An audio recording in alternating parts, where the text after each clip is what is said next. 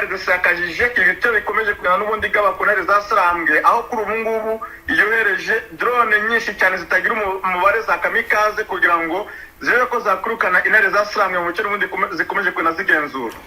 FARDC yamaze gushyiraho strategic command center nshya igamije guhuza ibikorwa bya reconnaissance, surveillance, target acquisition and strike kuri mba 23 bihagaze gute.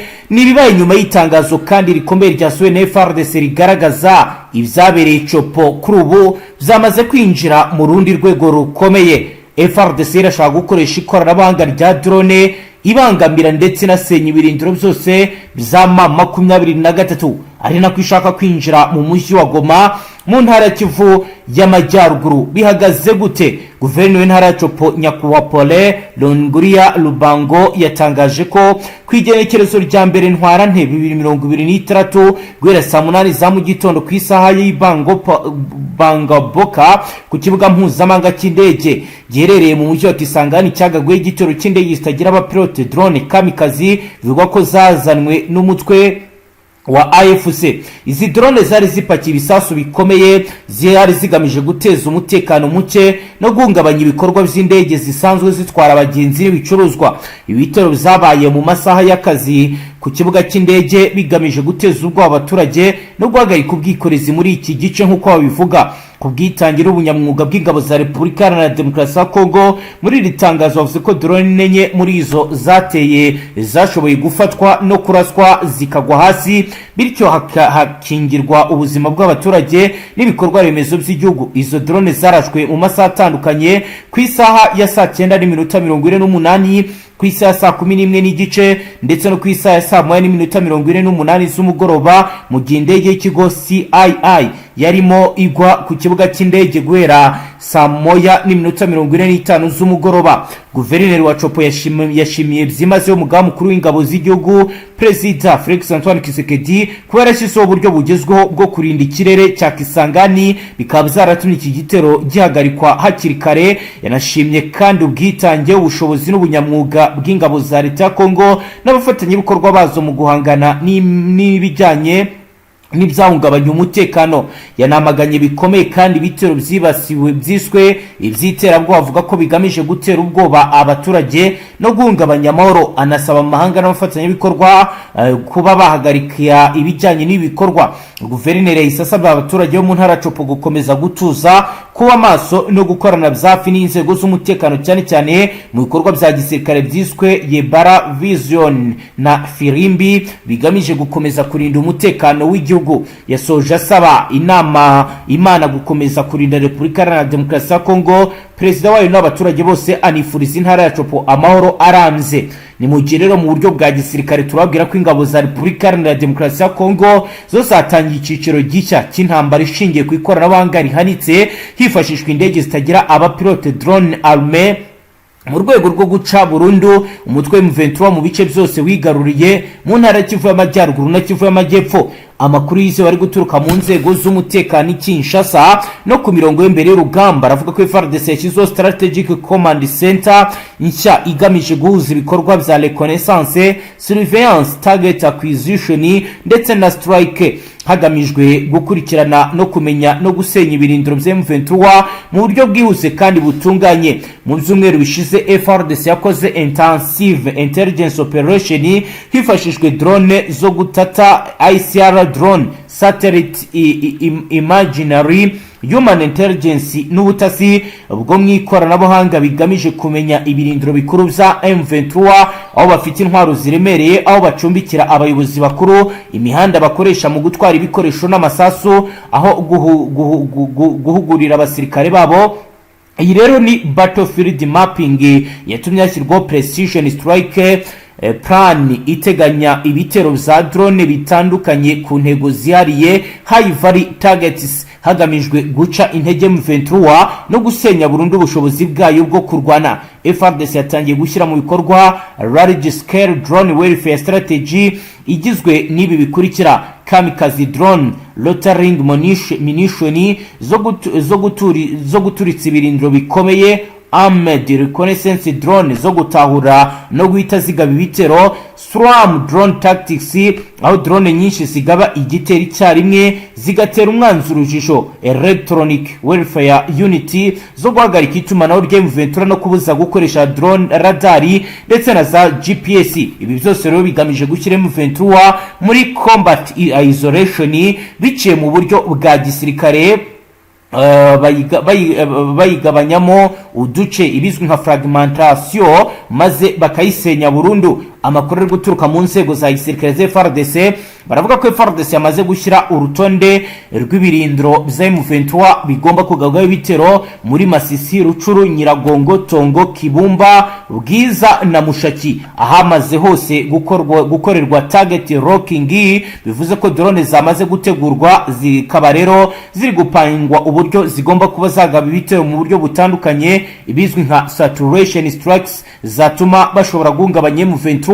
Intego nyamukuru y'ibi bitero ni decapitation strategie igamije kuba yakivugana abayobozi bakuru ba M23, gusenya command and control centers, gusenya logistics hub, guhagarika imiyoboro y'itumanaho, gusenya ububiko bw'intwaro n'amasasu. Ibi rero bikazatuma M23 isigara idafite ubuyobozi, idafite itumanaho, idafite intwaro zihagije, bikigacika intege burundu ku rugamba. Mu rwego rwo gutsinda iyi ntambara, FARDC yongerewe ibijyanye na Air Raid Special Force Unity, anti-drone defense system, advanced radar surveillance system, electronic countermeasures equipment, heavy artillery support. Ibiro byose bigamije gutuma FARDC igira air superiority, battlefield dominance na tactical advantage ku mwanzi. Abasasanguzi ba gisirikare bemeza ko intambara yo mu burasirazuba bwa Kongo yinjiye muri phase decisive, aho ikoranabuhanga rya drone rigiye guhindura isura y'urugamba bigatuma M23 itagira aho yihisha. Bavuga ko mu minsi iri imbere hateganyijwe massive drone offensive zizakurikirwa n'ibitero bya infantry and armed unity bigamije kwisubiza uduce twose twigaruriwe. Ibi byose biragaragazwa Fardc yinjiye mu ntambara igezweho ishingiye kuri precision warfare, intelligence dominance and technological superiority, bigatanga icyizere ko Fardc yabigiye kuba yacira mu bikorwa gahunda yo kwisubiza ibice bitandukanye mu gihe gito. Ibindi rero reka tubaze ku murongo wa telefoni Roko Informa wacu ukaba yatubwire ibiri kugenda beri Masisi ndetse nuko kuri ubu 23 ihagaze. Bwana Kawaya, wiriwe neza? Yego miriwe. Kawaya, kugeza ubu warumbwiye uti ikoranabuhanga riraca ibintu, FARDC ikomeza kugenda ikora ibishoboka byose ngo yirukane M23 mu bikigenzura. Ku rugamba bihagaze gute kugeza ubu tuvugana? Ku rugamba magenga yatuvugana rwose intare zasambwe zirasa naho zahiye ubwoba, kuko kuri ubu ngubu mu mujyi wa Rubaya biragaragara ko rwose ubwo bari byinshi cyane. Ndavuga ku ruhande rwa M23 kuko kuri ubu ngubu bari kujya bikanga ibice bigiye bitandukanye by'ingabo za Repubulika Iharanira Demokarasi ya Kongo, dore ko kuri ubu ngubu bari kugenda bakoresha drone kamikaze. Yego. Bityo rero byatumye bamwe mu baturage n'ubundi batuye muri Rubaya n'ubundi bagendaga abo bita abatsimba, kuri ubu ngubu banze kujya mu mashimu batekereza ko n'ubundi isaha ku isaha bagabwaho ibitero bya drone byagabwa n'ingabo za leta ya FARDC. Yego. Maginga rero ikintu gihari nuko intare zasambwe nazo zirimo kugenda n'ubundi zideployinga aho kuri ubu ngubu imisozi ya za Kinigi ndetse na za Gashebere kuri ubu ngubu barasa naho n'ubundi bakomeje kugenda n'ubundi bashira imbunda n'ubundi zirasa kure cyane. Yego. Aribyo byatumye kuri ubu ngubu rwose abaturage batuye muri Rubaya rwose barasa naho bahangayitse cyane kuko kuri ubu ngubu bigaragara ko isaha ku isaha n'ubundi leta ya FARDC n'ubundi yabarasaho nk'uko byagenze ubushize ubwo barasaga kuri leta na Colonel W'Ingoma.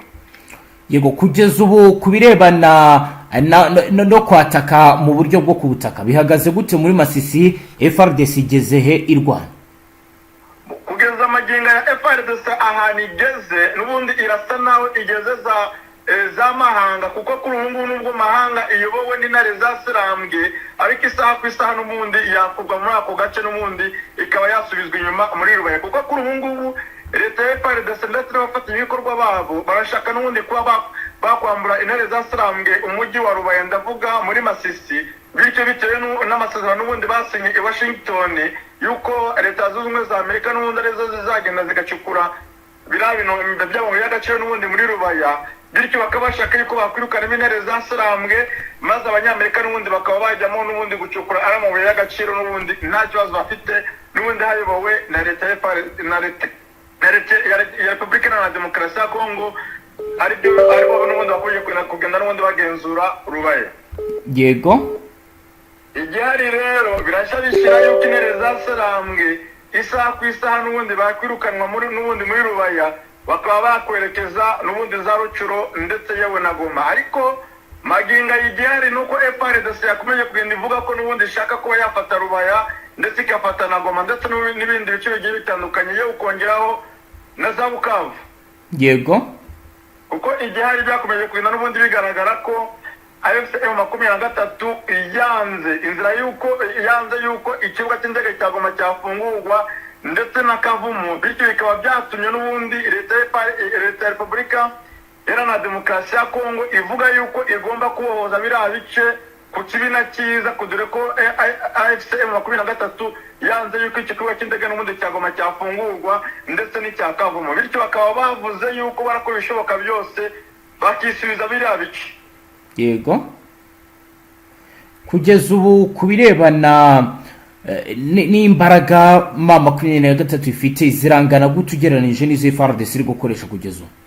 Maginga ya arega AFC-M23 uko byakagenda kose ntago yagira intwaro ziruta iza Repubulika Iharanira Demokarasi ya Kongo, kuko kuri ubu ngubu Repubulika Iharanira Demokarasi ya Kongo ifite abacancuro b'abazungu, ifite abanyayisiraheli, ikagira yewe na Prince Eric Prince niwe ubatoza, kandi bikanavugwa yuko izo ndege za drone za kamikaze zikomeje kugenda n'ubundi zoherezwa muri Kivu y'Amajyaruguru. Kuri ubu ngubu igihari bari kuvuga yuko ziri kujya zoherezwa na Eric Prince. Muzi neza ko Repubulika Iharanira Demokarasi ya Kongo ifite ubufatanye na Afurika y'Epfo. Kuri ubu ngubu abasirikare ba Afurika y'Epfo bari kubarizwa n'ubundi muri Kivu y'Amajyaruguru, aho kuri ubu ngubu nabo bambariye urugamba bitegura n'ubundi kuba bahabwa ibitero bikomeye cyane ku ntare zasarambwe. Muzi neza ko ingabo za Angola kuri ubu ngubu ziri muri Repubulika Iharanira Demokarasi ya Kongo kugira ngo barebe ko bahangana n'intare zasarambwe kugira ngo babirukane mu bice n'ubundi bakomeje kugenda bagenzura. Kuri ubu ngubu rero igihari nuko abasirikare ba FARDC kuri ubu ngubu bari gutozwa kugendera ku migozi mu kirere, aho kuri ubu ngubu biteguye rwose kuba bambariye urugamba kuba n'ubundi bakwataka umujyi wa Goma ndetse na Bukavu kugira ngo barebe ko n'ubundi byabohorwa, kuko kuri ubu ngubu baravuga ko n'ubundi ngo biteguye kuba bakoresha indege za gikomando za gisirikare kugira ngo abakomando n'ubundi bajye bamanuka n'ubundi bava ku ma etaje kugira ngo barebe ko bahangana n'intare zasarambwe zikomeje kugenda n'ubundi zigenzura umujyi wa Goma ndetse na Bukavu. Kuri ubu ngubu rero biragaragara ko rwose AFC-M23 ibyo birasa naho bikomeje kugenda bisa naho bikomeza kubyerekeza gusa naho bigera ku ntunduro. Yego, Kawaya, kugeza ubu FARDC iri gucunga gute ibice M23 iri gucunga gute ibice igenzura muri territoire ya Masisi bitandukanye wenda nuko mbere bizakorwaga? Icyahindutse ni igiki kugeza ubu? Ikintu cyahindutse ku bijyanye n'urugamba nuko kuri ubu ngubu abasirikare ba intare zasarambwe bagera ku rugamba n'ubundi batwaye amatelefone. Maginga ya tuvugana nta musirikare wabona na telefone, kuko kuri ubu ngubu byamaze kugenda n'ubundi bigaragara ko igihe bajyaga ku rugamba n'ubundi batwaye telefone umwanzi yasaga naho n'ubundi amenya abantu baherereye, kuko bagendaga bakoresha n'ubundi GPS, dore ko bavuze yuko Repubulika Iharanira Demokarasi ya Kongo ifite tekinoloji y'uburyo n'ubundi ishobora kuba yamenya aho umwanzi aherereye mu birometero bigera mu 10, maze akaba yagenda agasa naho amwaka amakuru mu buryo bumworoheye. Kuri ubu ngubu rero ikintu giharire abarwanyi bafite M23 gahunda bari gukoresha ubu ngubu nuko bavuze yuko telefone igihe bazajya n'ubundi bajya ku rugamba telefone bazajya bazisiga maze ndetse bakanazifunga kugira ngo birinde yuko umwanzi yamenya ahantu baherereye. Yego, ibyo se byo biri kubahirizwa bwana Kawaya? Ibyo ngibyo birimo kubahirizwa kuko kuri ubu ngubu rwose biragaragara ko bambariye urugamba intare zasarambwe ari nako n'ubundi ku ngabo ku ruhande rwa leta nabo basa n'abambariye urugamba kuko n'ubundi bashaka kwambura AVIS 23 biriya biciro n'ubundi bikomeje kugenda igenzura. Yego, reka turebe ku muhanda, turebe wenda bambiro Goma bihagaze gute, abinjira bari bihagaze gute, bijyanye nuko navuga ko bamaze kumenya amakuru ko Fardc iri kwinjiza bakora muri jede ubutasi ndetse hashobora no kwinjira abandi.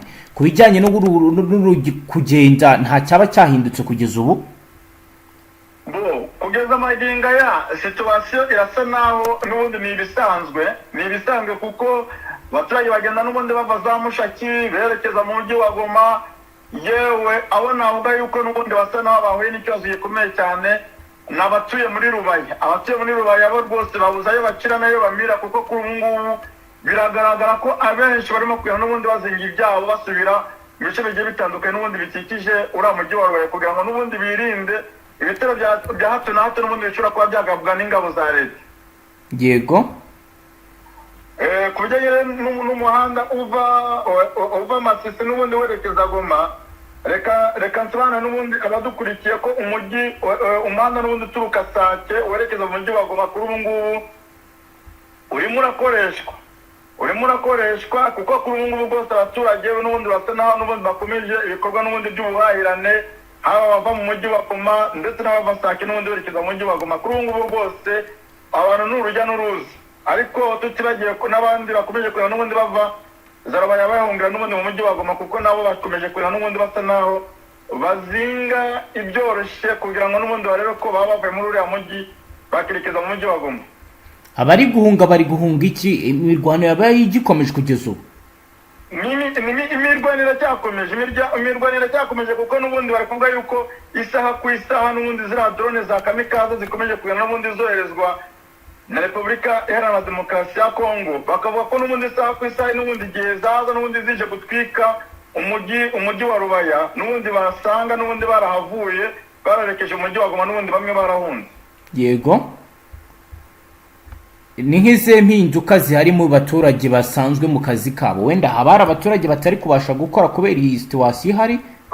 Barahari benshi cyane kuko kuri ubu ngubu bari kuvuga ko baramutse bagiye mu kazi kuko abenshi batungwa n'ubucukuzi bw'amabuye y'agaciro, kuko usanga bamwe n'ubundi bagenda bakirirwa mu miyobo y'amashimu basa naho n'ubundi barimo kugenda kuko abenshi bitwa batsimba kuko bajya mu mashimu n'ubundi bagiye gucukamo amabuye y'agaciro. Kuri ubu ngubu rero abenshi basa naho bagiye babihagarika bavuga ko n'ubundi bakomeza ibyo bikorwa isaha ku isaha n'ubundi bashobora kuba baraswaho na leta ya Fardc, ndavuga abafatanyabikorwa b'ingabo za Repubulika Iharanira Demokarasi ya Kongo. Yego, reka tuje n'ubundi mu yandi makuru. Ku zindi axe ho byifashe gute bwana Kawaye? Ku zindi axe uko byifashe, nahamagaye mugenzi wanjye n'ubundi uherereye muri Kivu y'Amajyepfo ambwira ko rwose urugamba n'ubundi rusa naho n'ubundi ukomeje kwinaza rwambikana muri za Minembwe, aho tutibagiwe n'intare zasarambwe kuri ubu ngubu zisa naho zijyamiye amajanja kuko kuri ubu ngubu bari mu birometero bijya muri 30 berekeza mu mujyi wa Uvira, bikavugwa ko n'ubundi isaha ku isaha uriya mujyi ushobora kuba wakwisubizwa n'intare zasarambwe.